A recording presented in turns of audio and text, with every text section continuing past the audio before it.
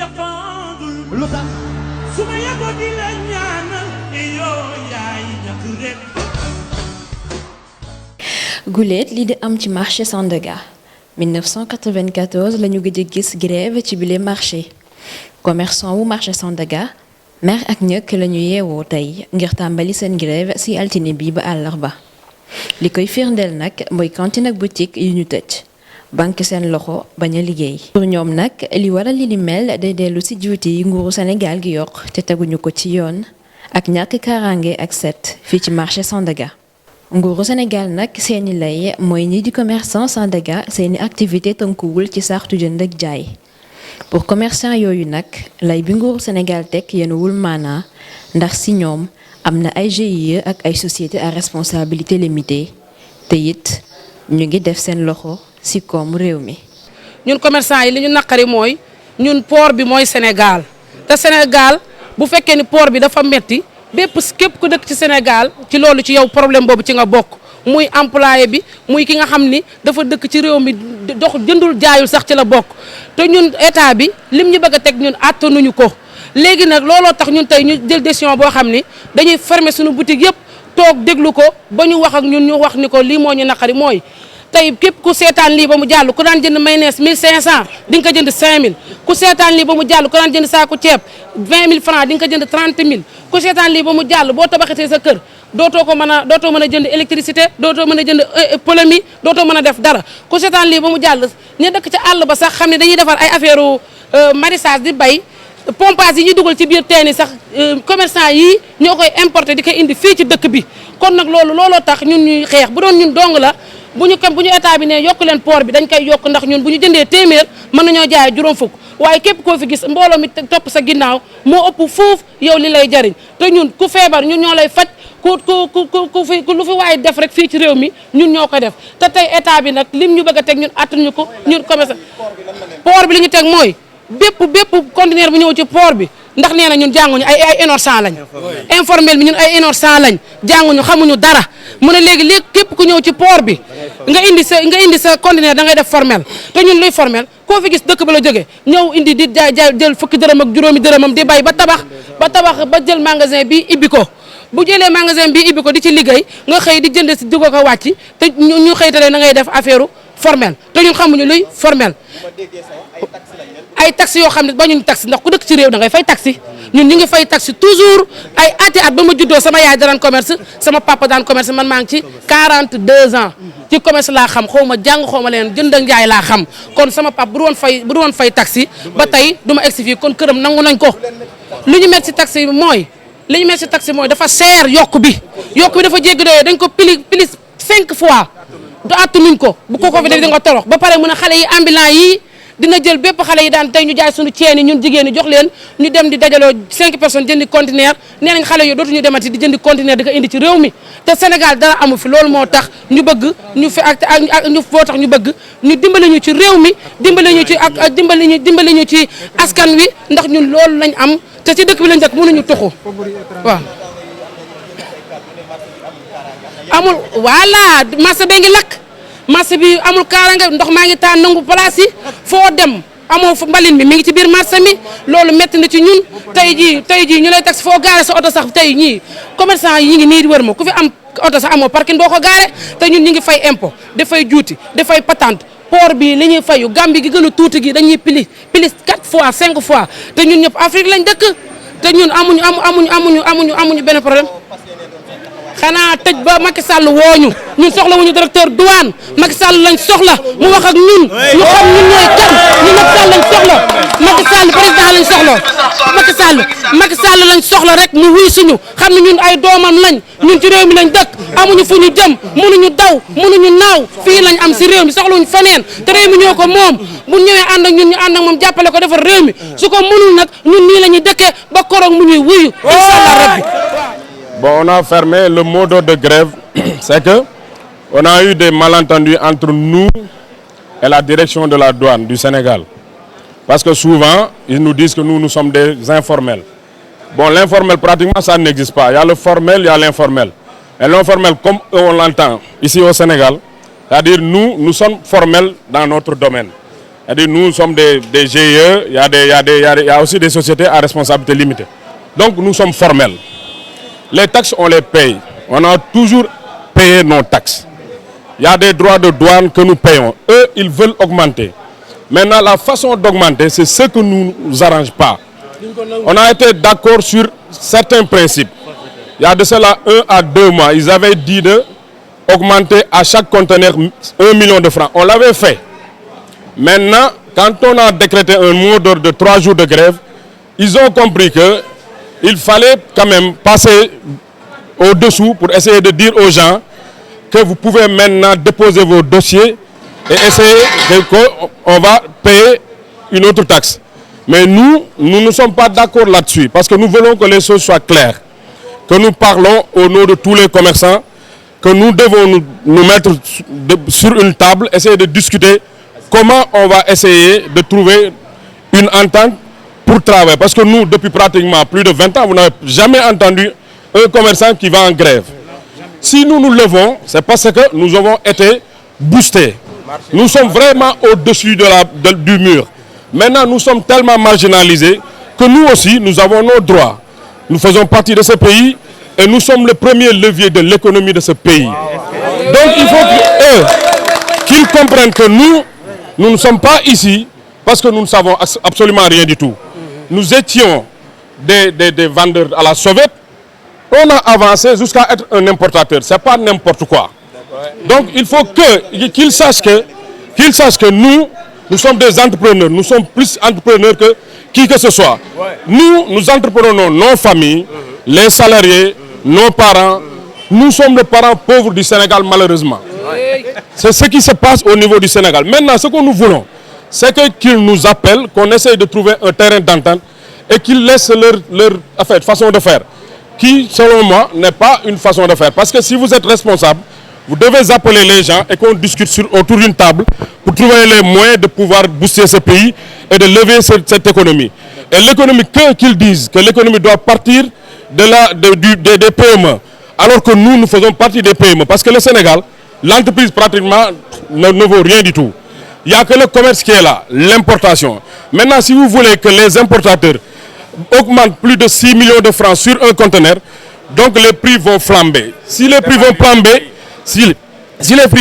ce sont les consommateurs qui vont suivre ça. Parce que toutes les taxes qu'ils mettent sur notre dos, nous allons les mettre sur le dos de la population. Maintenant, la population va se réveiller. C'est là où le bas blesse. Maintenant, le mot d'ordre est suivi parce que vous voyez ce qui se passe. Il y en a certains qui étaient là auparavant, qui se disent que c'est des organisations de commerçants.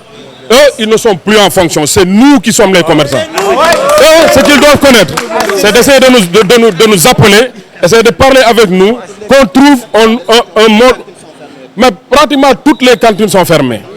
Vous voyez que le mot d'ordre est suivi. L'essentiel est que les importateurs, eux, qui font rentrer la marchandise au Sénégal, sont là partout. Exactement. Maintenant, tantôt je demandais à la dame, il y a un camarade qui a soulevé l'idée selon laquelle il y a d'autres problèmes, y compris le manque de sécurité. Vous y revenez? Bon, le manque de sécurité, là, c'est des problèmes du ministère de l'Intérieur. C'est des problèmes qui peuvent se régler.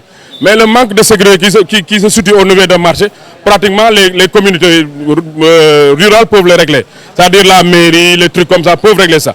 Mais notre cause principale, nous, c'est qu'eux, ils doivent connaître que nous sommes dans le formel de notre façon. Eux, ils nous ont imposé un formel que nous suivons. On paye des taxes. Jusqu'à présent, eux, ils nous demandent de mettre des dossiers. On veut entrer nos dossiers, ils ont mis un autre système qui consiste à payer plus que ce que nous payons. Mais nous ne sommes pas d'accord là-dessus. On est en mode de grève et on veut qu'ils nous appellent à négocier. Et au cas où les autorités ne vous prêtent pas une oreille attentive? Non, mais le modèle sera suivi. Eux, ils ne peuvent pas ne pas nous appeler. Parce que nous sommes le levier de cette économie. Ils ne peuvent rien du tout. Ce qu'ils doivent faire, c'est de faire marche en arrière et d'essayer de trouver un terrain d'entente pour que nous tous, nous allions travailler. C'est ça notre idée première. Appel au président. La dame elle s'est revenue sur certains problèmes, y compris l'insécurité, comme je l'ai dit, l'instabilité. Et vous revenez là-dessus. On est en conformité. Mais le problème de l'insécurité, c'est pratiquement le problème des communautés rurales, c'est le problème des collectivités rurales. C'est-à-dire la mairie est là, tout le monde est là. Donc nous voulons que la sécurité soit ici. Mais c'est eux qui doivent faire ça. Mais la cause principale qui fait que nous sommes en mode de grève, ce sont les conteneurs. C'est ça. C'est l'idée première. Là, on n'a pas une linéarité d'idées. L'idée première est ce que je vous dis. Non, vous pouvez prendre la version en français, comme vous l'entendez. Mais ce que je vous dis, c'est l'essentiel. L'essentiel est que... C'est ça, l'idée centrale est là. Mais on voulait en faire une paire de touches. Mais l'insécurité, je t'ai dit.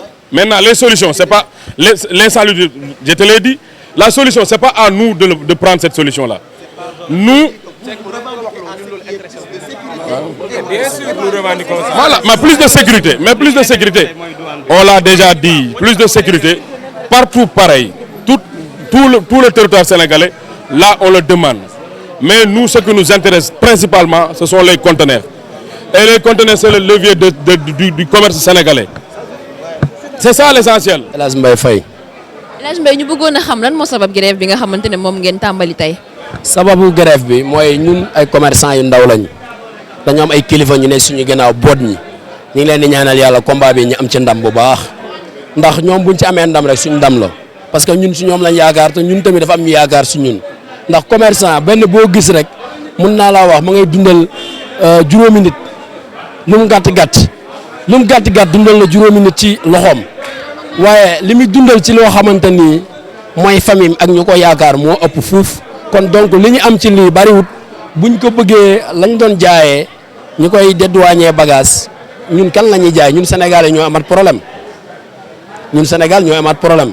te problème Sénégal ñaanuñ ko yàlla bëgguñ nit ñi sonn bëgguñ nit ñi xiif te comme marché bi doxul dox goo xam ne da ngay wàcce bagage léegi nga jaay ko njaay mi demee tut noonu jaay yombul parce que ku ko weddi rek nga xool sa soxla yow ni nga koy fajee jaay yombul kon donc suñu jëlee suñu marchandise lañ la ko doon jaayee waxuma la li nga xam ne moom nga doon jëndee de mais lañ ko doon jaayee ñu ne moom lañ lay fayloo douane loolu ban Sénégalais nga koy jaay wala ban étranger mooy ñëw di jënd Sénégal su boobaa commerce Sénégal day daanu delluwaat ci fëgg jaay ak yee ca aajo te ñaanuñ ko yàlla buñ sañoon dañ koy téye yëkkati réew mi mu dem sa kanam ndax fii gis nañ ay nit ñoo xam ne ci marché ambulant lañ déparé jaay gerte jaay mbiskit jaay lépp jaay ndox ba xëy man dara ba tàppati boobu tey moo nekk lii mais ñi ngi sant yàlla nag ba Sandaga gi yëpp nangoo tey xam ne mbir mi dafa métti doxatut te taxi yi buñ ko fayee moom mooy nañ bàyyi jaay dem defi leneen oui. donc bu ñu comprendre bien état bi daf leen teg ay charges ak impôts yoo xamante ne attanoo leen ko. waaw parce que li ngay laaj ñi mag ñi njëkk a wax loolu lañ wax dama ne la li nga doon xam ne da nga ko doon jaay 3000 francs moom nga koy dédouaner koo koy jaay waxuma moom nga ko jëndee de la nga doon jaay 3000 moom ngay dédouaner 3000 koo koy jaay Sénégalais yi ñoo am problème rek combat bi combat Sénégal yëpp loo politique gu ñu ànduñu kuy politique mais combat bi combat Sénégal loo su amee ndam Sénégal mooy am ndam ndax commerce ñu bëri teguñu ko fenn mais gis nga tablier bi ngay romb maa ngi lay waatal léeg-léeg li nga xam ne fonctionnaire yi nga xam ne ñooy tiitaru ci réew mi moom la ñuy fayeeku moom lay dundee këram moom lay dépensé wu kon donc kooku bu newee ci réew joxoo ko dara mais da nga koo war a dimbale soutenir ko wan ko yoon wi oyofal ko marché bi am sécurité marché bi am jàmm nga xam ne étranger yi dinañ ñemee ñëw dinañ mën a jënd nga mën a jaay ñëpp loolu mooy doxal Sénégal no bëggoon a xam aussi grève bi kañ la tàmbali ak kañ ngeen ko fas yéene aj. bi altine la commencé ba mercredi tey la commencé lundi mardi mercredi la ñu wax kilifa yi nag loolu la ñu wax te ñun ndaw ñi jàppale nañ leen ci incha allahu rabbi ñu ngi seen ginnaaw parce que ñun bu mag ñi di xeex dañuy taxaw di leen jàppale rawatina yoon bi ñu teg bu ngeen baale tali bu ngeen toj bu ngeen saaga bu ngeen wax lu ñaaw teg leen place yi taxaw ñu dégloo loolu rek mooy grève bi.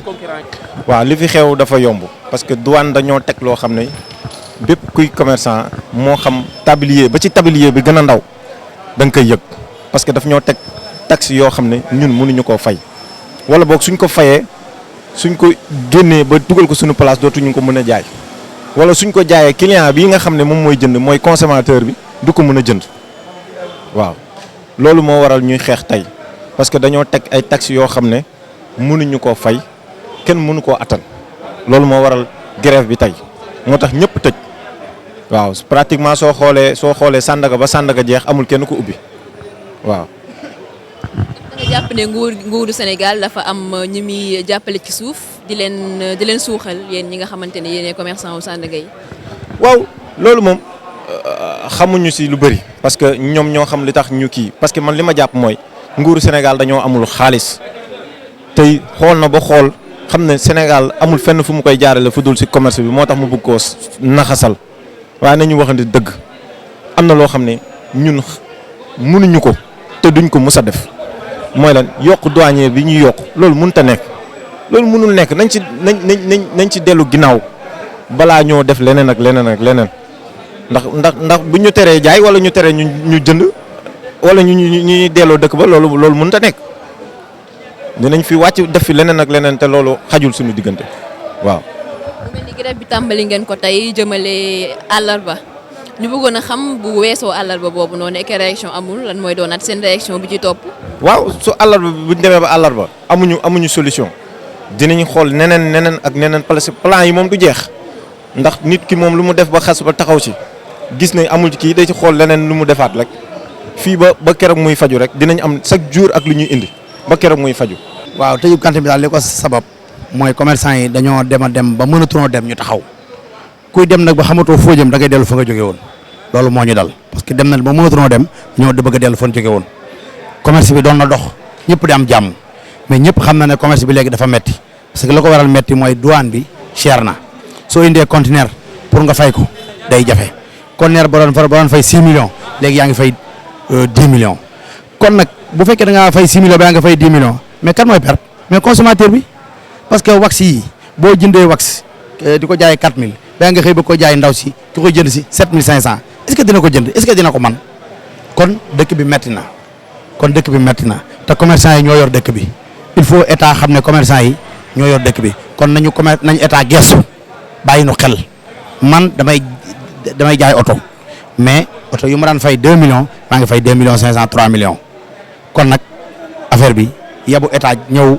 waxtaan ak ñun ñu trouver terrain entente pour ñu mën a xam fan la Sénégal di jëm parce que lii doxalul am réew kii bu ñu ko continuer nii réew mi day mujj rek ci ay guta te réew mi ñun ñoo ko bokk mënuñoo dem ba ko fi réew mi mënuñoo dem banu ñun mënuñoo dem bàyyi réew mi kon nan toog waxtaan douane état la fi nekkal état mooy kilifaam ñun douane mooy suñu kilifa ndax bu nu fayloo dañuy fay wala sa conteneur du génne kon nag li ma bëgg mooy na état wax ak douane wax ak ñun ñu trouvé terrain entente waaw parce que ñun ay jaaykatu oto lañ ay jaaykatu tissu lañ kon ci dëkk bi lañ bokk fi lañ juddoo fi lañ yaroo fi lañ màggee grève bii nag gëj naa 1994 la gëj am ca Unacois ju njëkk ga Unacois boobu nag tey di ñu xeex tey boobu moo grèveoon kon àdduna day dox ñoom nañ xam ne ñoom ay mag lañu jëm nañ mag commerce raw na leen commerce bi ñun ñoo ko yore fi ñu toll nii nan raasi ànd ak ñun xelal na ñu dem mënuñu noo texee fexe ba grève bi du réussir